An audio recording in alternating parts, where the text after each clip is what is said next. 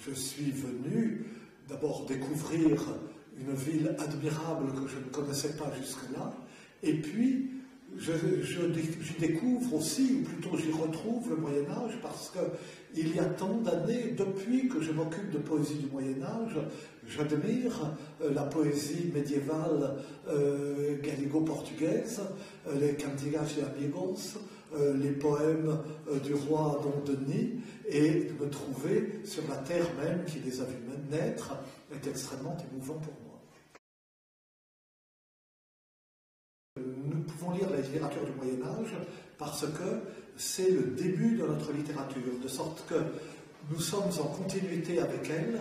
et elle peut nous émouvoir, nous donner à penser, nous faire ressentir directement la beauté de son style,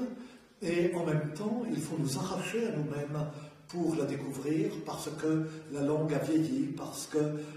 les hommes du Moyen-Âge ne concevaient pas et ne voyaient pas le monde comme nous. De sorte que ce mouvement, j'appelle un mouvement de va-et-vient entre nous-mêmes et le passé, est un enrichissement et une découverte, mais une découverte qui est aussi une découverte de nous-mêmes. Eh bien, elle signifie beaucoup, peut-être trop, parce que je suis un homme de parole.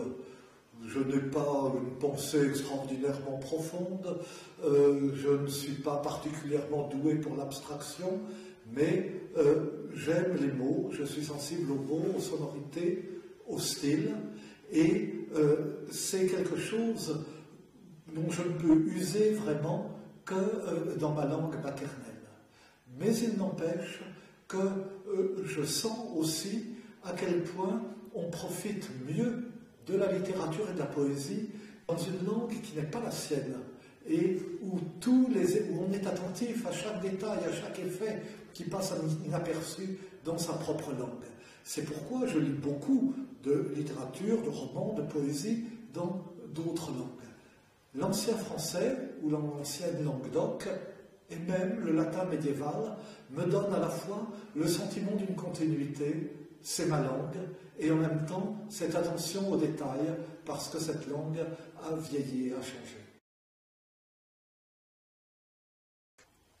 Ce fut autant qu'arbres verdissent, feuilles bocages, prés florissent, et les oiseaux dans leur latin doucement chantent au matin, et tout rien de joie en flamme,